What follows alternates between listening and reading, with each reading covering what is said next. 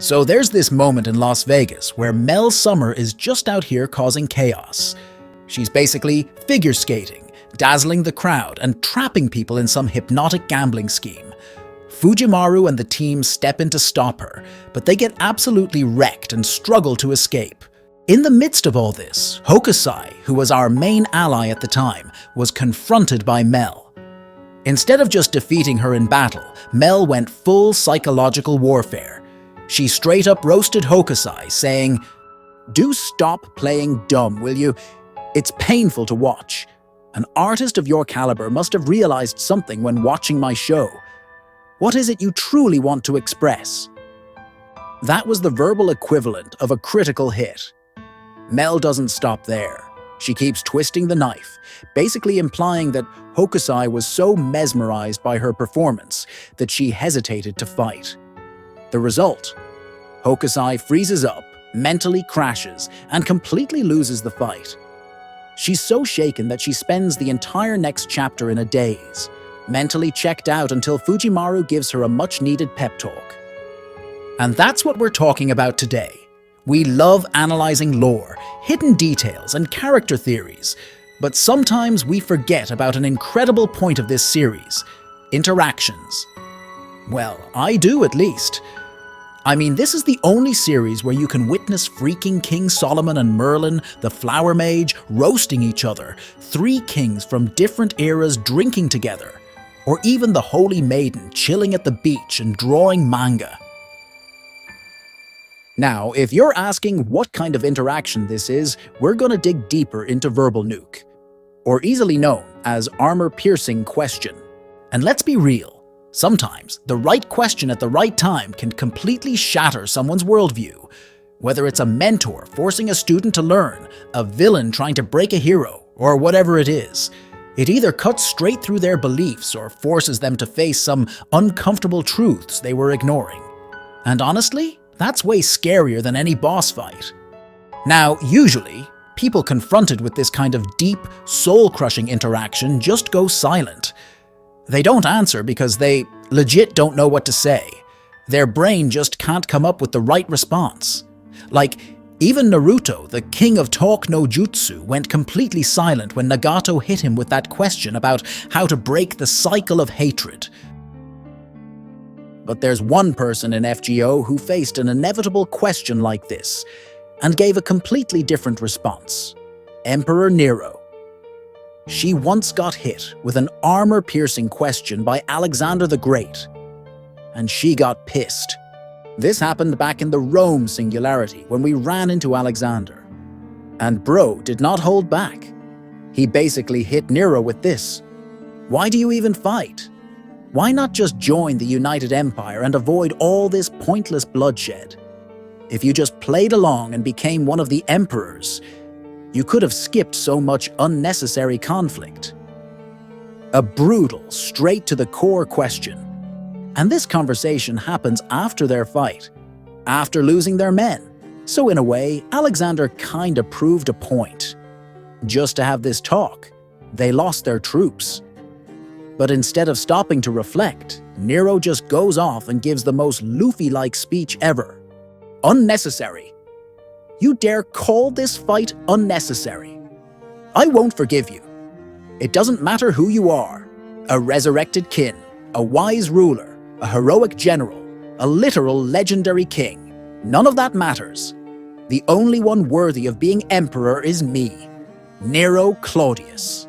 The one loved by the people, chosen to love them back. The one and only ruler, a shining, arrogant star that carries every burden with pride. Even if all the gods of Rome themselves came down and told me to surrender, I wouldn't. How could I? This is my life, my philosophy, my fate. I won't bow down. I will rule and I will prosper gloriously. I am Rome itself. I tweaked it a little to my own translation, but god damn it, I got chills. And if you really think about it, she never actually answers the question. She doesn't explain why she keeps doing war or give some well-thought-out reasoning. She just declares that she's Rome, and that's that. No overthinking, no hesitation, Just pure self-belief cranked up to 200%. Honestly, kinda badass. So, we've seen how different characters react to those armor-piercing questions. One just freezes while the other goes full rage mode. But guess what? One of these brutal existential gut punches was actually thrown at us. The Master. And bro, this one was rough. This happened during our mission in China, right before our final battle with Xiang Yu, and let me tell you, she did not hold back. As we all know, the Lost Belt mission is just brutal. In the end, we're literally destroying their world to save ours. So, as an inhabitant of a world that we're about to erase, she was furious. She went off, hitting us with this. So what exactly is this proper world you're fighting for? How does your world even function when everyone has their own version of how things should be, constantly denying everyone else's? How many people die in wars every day? How many innocent lives are lost in senseless tragedies? Has all this bloodshed ever led to a single good thing? Or is it just another excuse for the next war? Yeah, that was powerful. I'm pretty sure you guys too can relate to this. And that wasn't the end. She kept rambling on and on about how wrong our world is and how peaceful their life was. And just when you think it couldn't get worse, she lands the final blow. Tell me, what kind of bloody future do you see beyond the mountain of corpses you're piling up? And just like that, silence. Fujimaru has no response. Mash also has nothing. Even Mordred, the queen of trash talk, just stands there and tells us to hurry up and leave. Nobody had an answer. Because how the hell do you even respond to that? And the worst part, she wasn't even wrong. Deep down, we know we don't really have the right to take their world from them. China's Lost Belt wasn't even that bad. Just needed a few tweaks, like better education. Hell, their Lost Belt king was actually a fair ruler. But at the end of the day, we still had to destroy it. Not because it was evil, but because our world needed to survive. Yeah, ouch. That was rough. But so far, we've only seen these armor-piercing questions thrown at us, or our allies. So what happens when the enemy gets hit with one? Do they just stand there quietly? Or do they get mad? Well, in France, when we went up against John Alter's army, we got our answer. Marie Antoinette, the Queen of France herself, didn't just fire back with one of these brutal questions. She dodged John Alter's words and roasted her into oblivion. Honestly, this was one of the most legendary interactions in the entire series. So here's the context. When we're battling the Berserk servants, Marie decides to hold the line alone, stalling for time so Georgios and John can reach Siegfried and break his curse. And that's when she comes face to face with the Dragon Witch herself. John Alter, being the boss enemy she is, tries to taunt Marie. She says this to her: "Are you intoxicated with the idea of saving these citizens? You, the person killed by her citizens. A woman put to the guillotine, beheaded in ridicule." That was pretty harsh, but Marie doesn't even flinch.